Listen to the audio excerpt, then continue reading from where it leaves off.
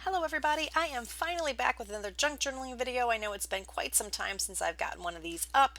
I've just been busy with a lot of things. I did my December daily back in December. I've been working on Project Life, trying to catch up from 2020, but I definitely wanted to do some junk journaling videos and get them up for you.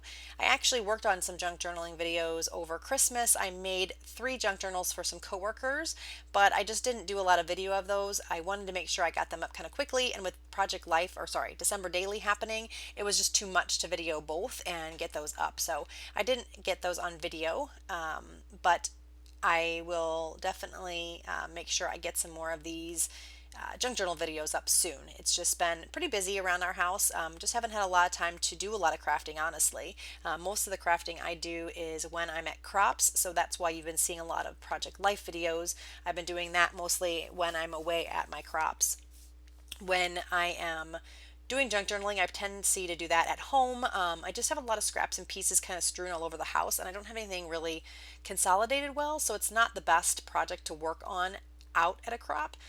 I think what I need to do is kind of try to put everything together a bit better so that I have my stuff in a kind of like in a kit or something like that to do it at a crop, and then maybe I will get some more videos up. But in the meantime, I try to squeeze some junk journaling in here and there when I have some free time at home.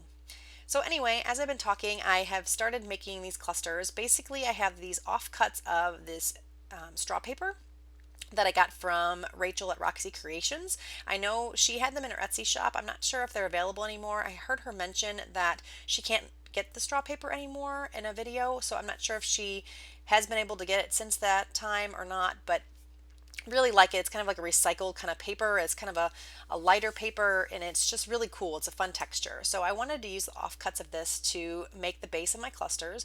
And basically you saw me, I just attached 2 long strips together using some glue.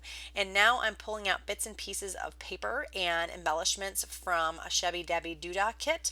I think it's English Garden, I believe, is the kit. And I also pulled out some fussy cut things too. So this is just a variety of things from the Shabby Dabby Doodah site on Etsy.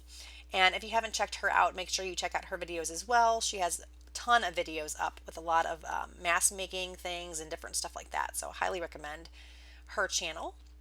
So now I'm just placing these different things down, just kind of doing what I think is pleasing to my eye.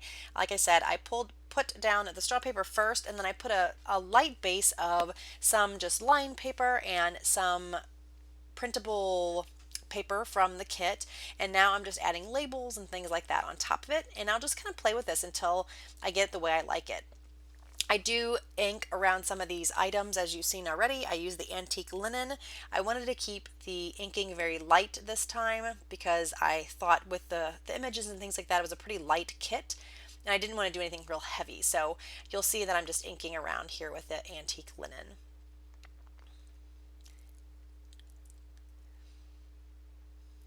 So I'm starting to really like how this looks, and how I make my clusters, especially when I do it with a strip like this, is I just keep laying things down until I'm happy with it.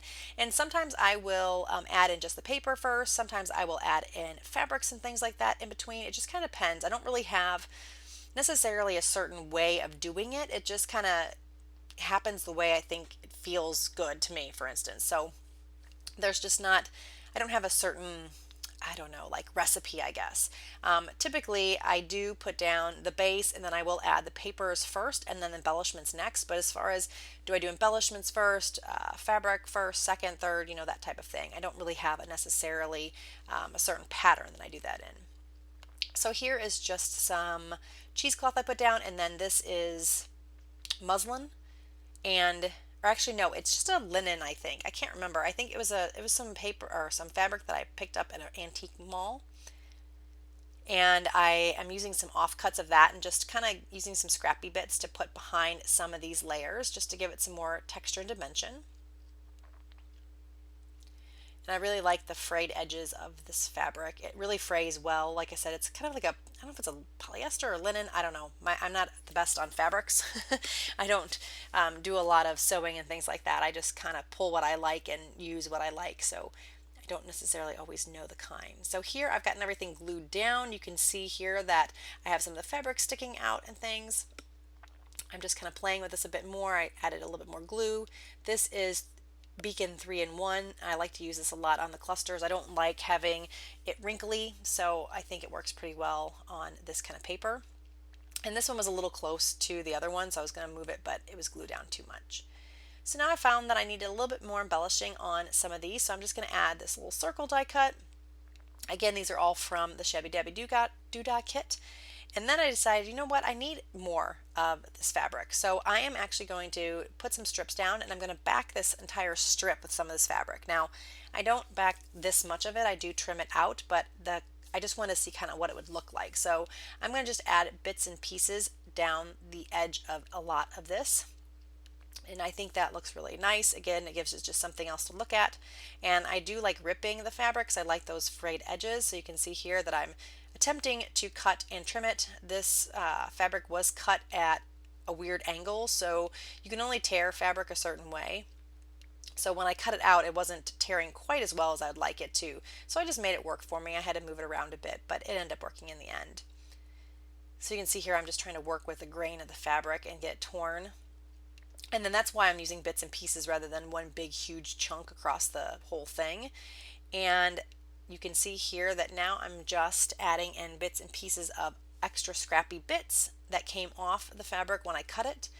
And you can kind of see this is very messy. I'm going to add this little piece of paper that was extra that came off some of the embellishments I was making, and I'm just going to add this to the bottom. Again, really just building up the layers.